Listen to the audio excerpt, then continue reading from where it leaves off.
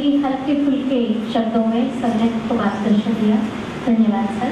आमंत्रित कर रही हूँ कार्यक्रम के मुख्य अतिथि माननीय न्यायमूर्ति श्री J.K. माहेश्वरी जी संतोष की कृपया वे आए हमें मार्गदर्शन करें। आज के इस पुस्तक विमोचन के कार्यक्रम में उपस्थित मेरे बड़े भ्राता लोकायुक्त मध्य प्रदेश श्री N.K. गुप्ता जी, भ्राता न्यायाधीश आनंद जी, विवेक जी,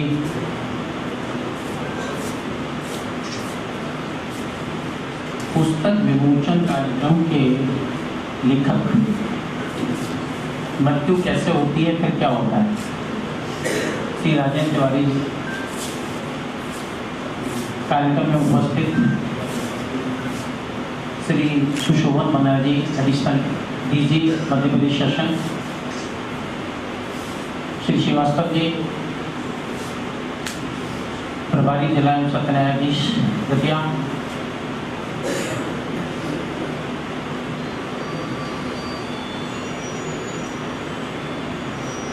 लोकायुक्त एस्टेब्लिशमेंट में नीतिक अधिकारी के तौर पर कार्यरत Shri Mishra ji, senior advocate R.K. Sharma ji, उपस्थित न्यायाधीशगण, अभिभाषक बंधुओं, दतिया नगर के विद्वान। आनंद जी ने अपनी बात तो पूरी की, लेकिन मेरे लिए एक दर्द छोड़ दिया। एक दर्द तो तिवारी जी ने पूरा कर दिया, दूसरा दर्द वो तो पा गए तो उसे मैं नहीं पा पाया।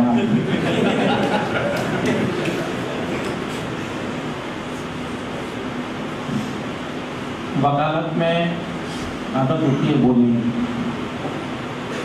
और जब जज बन जाते हैं ना तो बोलने की आदत नहीं होती। मैंने कहा आपको तो लिख के ही बताना है, जो भी बताना लिख के बताना। और तिवारी जी जो परीक्षा देते रहे हैं मेरी बार काउंसिल के समय से, ये मेरे साथ बार काउंसिल में चुनाव लड़े, तो उन्होंने कहा आज भी तुम्हारी परीक्षा तो लेंगे। जीते आप ही नहीं, तो मेरी फिर परीक्षा की घड़ी, और इस परीक्षा की घड़ी में कुछ प्रश्न जो मैंने नहीं लिखे, नीरज जी जो अब नहीं है, और आज इस पुस्तक के कार्यक्रम के अवसर पर बड़ा समीचीन सब्जेक्ट है, उनके कुछ क्वेश्चन थे। सृजन मिथ्या है क्योंकि वह ध्वंस के उत्सव से अभिन्न है। प्रेम मिथ्या है क्योंकि वह घृणा की पीड़ा से छिन्न है। जन्म मिथ्या है क्योंकि उस पर मृत्यु का प्रश्न है। ये 3 प्रश्न।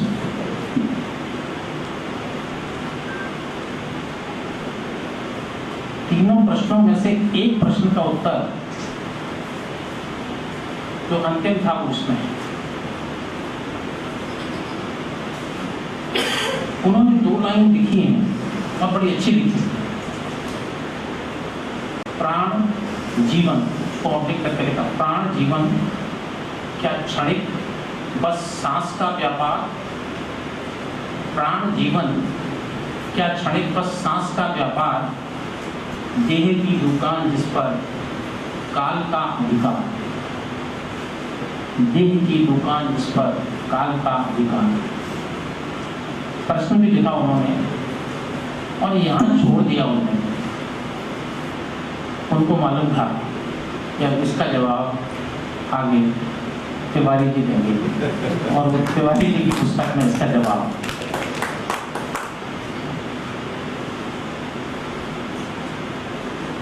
यदि हम तिवारी जी ने एक बहुत अच्छी बात की, द्वैत और अद्वैत।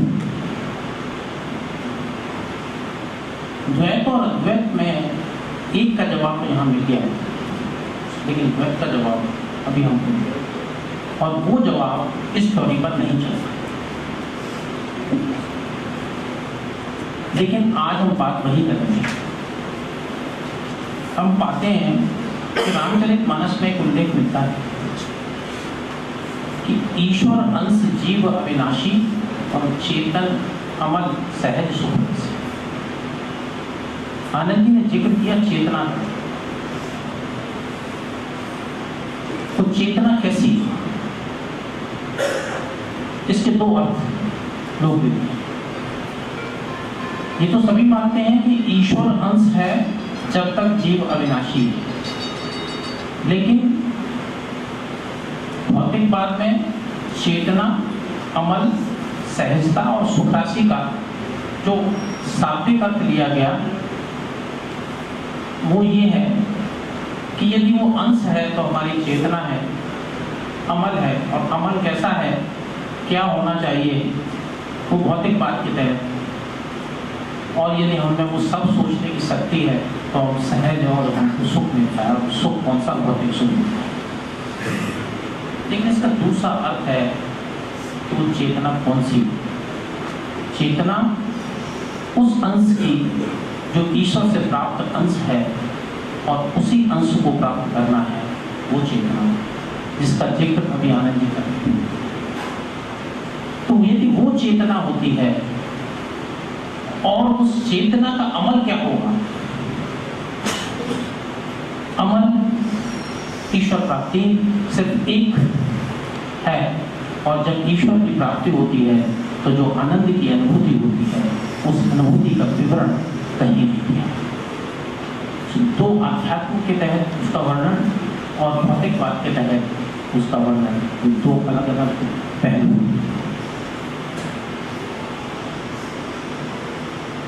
बात यह आती है कि इस पुस्तक में इन्होंने एक जिक्र किया कि जब युधिष्ठिर से पूछा गया, पेज नंबर 30 पे है, धर्मराज युधिष्ठिर से जब पूछा गया कि पृथ्वी पर सबसे बड़ा आश्चर्य क्या है, तो उन्होंने बड़ा ही सुंदर जवाब दिया। ऐसा कोई दिन नहीं जब अनेक जीव जंतु और मनुष्य पृथ्वी पर मर न रहे हों। हर कोई इन्हें मरते हुए देख रहा है, लेकिन फिर भी मनुष्य मृत्यु के विषय पर विचार नहीं करता और उसकी यह धारणा रहती है कि मेरी मृत्यु कभी नहीं होगी, इससे बड़ा आश्चर्य और क्या हो सकता है। आपने अभी देखा होगा तिवारी जी ने इसका एक इंडिकेशन दिया कि पुस्तक लिखने के पीछे मेरा मंतव्य क्या है। जब वो यहाँ पर अपने भाव प्रकट कर रहे थे तो उनके अंतर्मन से लग रहा था कि उन्होंने कितना डूब करके इस पुस्तक को लिखा। उनके एक्सप्रेशन ये बता रहे थे। और दूसरी बात हमारे एंकर महोदय ने बता दी कि मृत्यु माइनस साइंस और प्लस भगवान। मित्रों, मैं आपको एक बड़ी अच्छी किताब लिखी है रोंडा बर्न, इसमें जीवन के रहस्य के बारे में, सीक्रेट। इसको जब मैंने इंग्लिश में पढ़ा और जब हिंदी में पढ़ा तो दो में बड़ा अंतर नजर आया। जब मैं हिंदी में पढ़ता हूँ तो ऐसा लगता है कि इसकी एक एक बात अंतर मन में घुस जाती है, और जब अंतर मन में घुसती है तो क्या, मैं इन दोनों बातों का समावेश आपकी बातों में, इस रहस्य में मिलता है। ये दोनों बोलते हैं कि वस्तुतः आदमी को जन्म लेने के बाद करना क्या चाहिए, करना क्या चाहिए। इसके लिए इस किताब के कुछ अंश मैं आपको बताता हूँ। रहस्य का संक्षेप, आकर्षण का नियम प्रकृति का नियम है। गुरुत्वाकर्षण के नियम की तरह ही यह भी निष्पक्ष। पहली बात, आप जो भी करें आकर्षण और गुरुत्वाकर्षण दोनों में निष्पक्षता होनी चाहिए। कुछ चीजें बताइए, जब तक आप लगातार विचार करके किसी चीज का आवाहन न करें तब तक कोई भी चीज आपकी जिंदगी में नहीं आ सकती। क्यों लिखा? आप देखते होंगे अभी जिक्र आया इस बात का कि पॉजिटिव थॉट्स, रात को हम क्या सोचते हैं, हमको रात को मिल लेना चाहिए। क्या रीजन? झगड़ा हुआ, रात को मिलकर सोए, सुबह सबसे पहले यही विचार आपके मन में आएगा। कारण यही मानसिक शक्तियों का संतुलन है। आप स्वयं क्रिएटर हैं। थ्योरी है शिव योग में, अगर आप देखेंगे एक ही थ्योरी है, यू आर द क्रिएटर। कुछ है नहीं दुनिया में, this is the energy, this the ocean energy and the earth energy. उस एनर्जी का ट्रांसमिशन आप बॉडी के माध्यम से नीचे पृथ्वी में करते हैं और पृथ्वी से ऊपर कर देते हैं, इसे एनर्जी। और इस एनर्जी से जब आप नेगेटिव एनर्जी से पॉजिटिव एनर्जी में कन्वर्ट कैसे होती है, ये आपके विचार हैं, आपका सोच है। और आप उस सोच को कैसे सोचते हैं इस भौतिक बात में जीने के लिए, उसका संकेत इसमें मिला है कि हमको जन्म तो मिला, जन्म मिलने के बाद क्या सोचा और क्या करना है। करना वो है जिसको हर आदमी स्वीकार करे कि हाँ ये बात ठीक, तो हमारा करना है, नहीं तक कोई करना है। क्या आदमी स्वयं पढ़ लिया, पढ़ने के बाद नौकरी ले ली, एक मकान बना लिया, बच्चों को पढ़ा दिया, क्या ये उसका कर्म है? क्या यहाँ पुलिस स्टॉप है? लेकिन जो अपनों के लिए नहीं दूसरों के लिए जीता है वो जीवन है।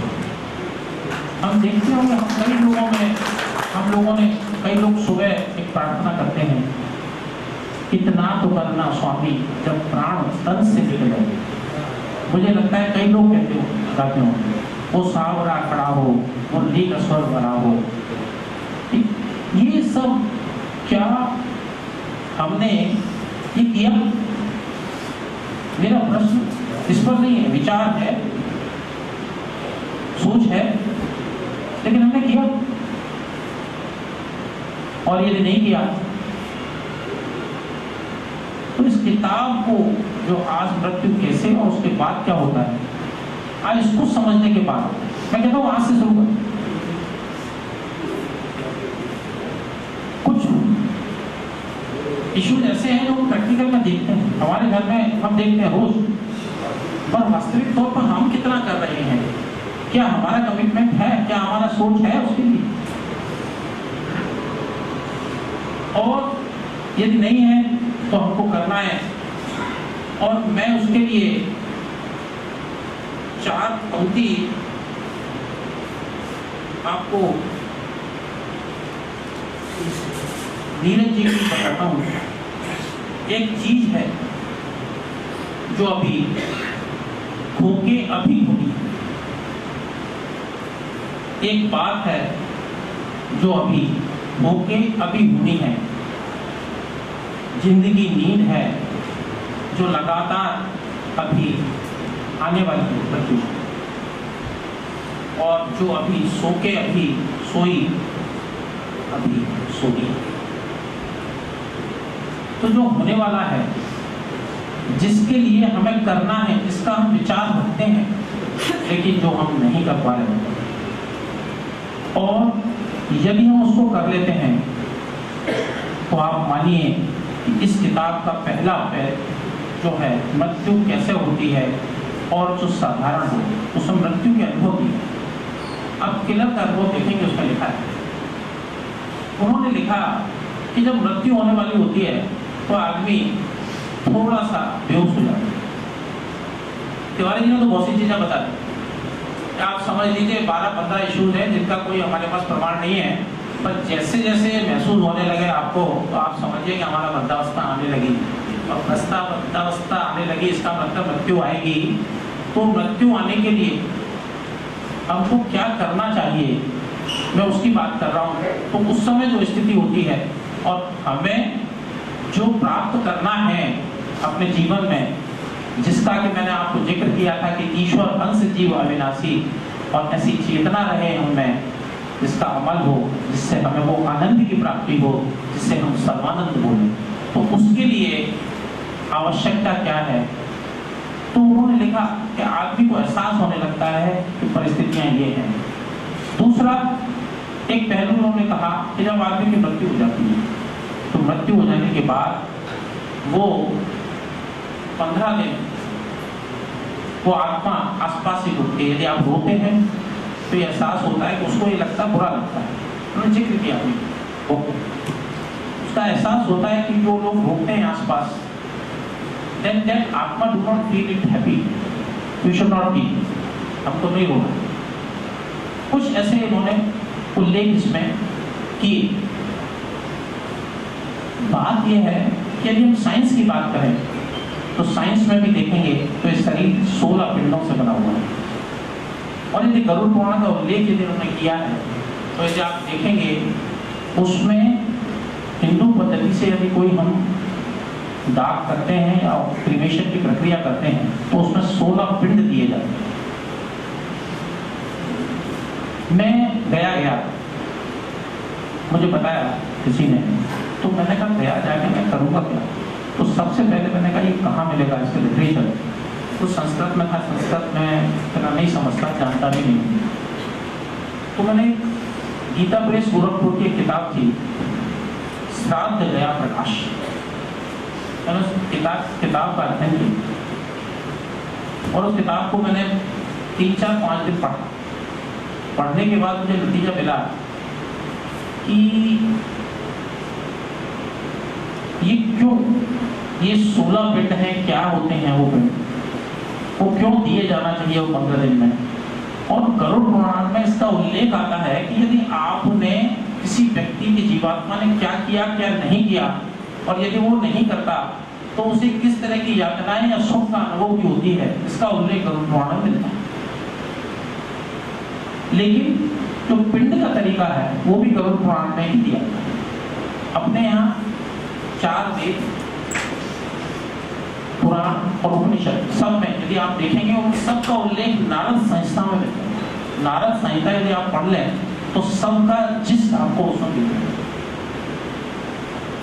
अंतिम सत्य हर जगह ये मृत्यु है, और मृत्यु कैसे होती है इसका उल्लेख, और फिर क्या होता है, क्या होता है इसका अनुभव हमने केवल इससे किया कि वो जो आत्मा होती है वो आत्मा ने बाद में अपने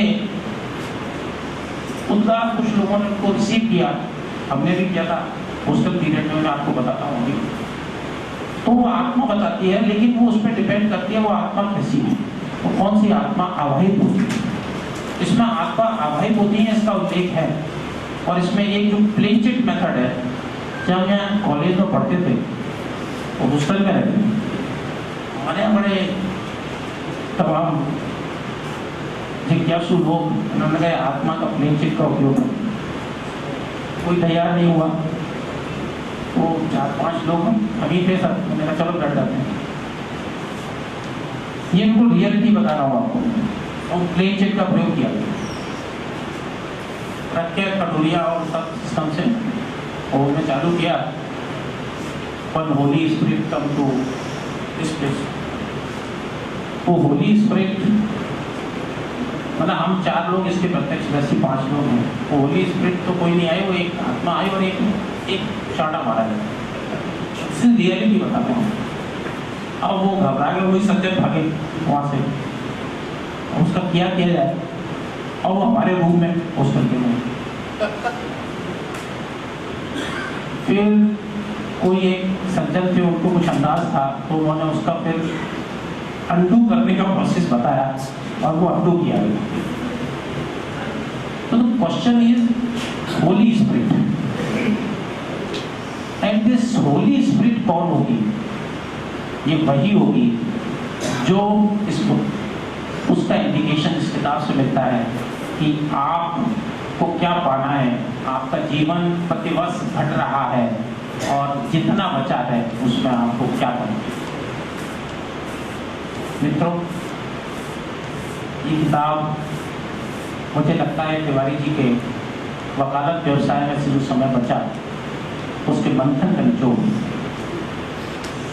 इस निचोड़ को यदि हम पढ़ें और आत्मसात करें तो मुझे लगता है इससे बड़ी कीमत तिवारी जी के लिए नहीं होगी। और मैं आज आपसे अनुरोध करता हूँ कि आप इसमें लिखे हुए उन अनुभवों को आत्मसात करें और प्रयास करें कि ये ईश्वर अंश जो आपको मिला है उसकी चेतना, अमल और सहज सोच बातों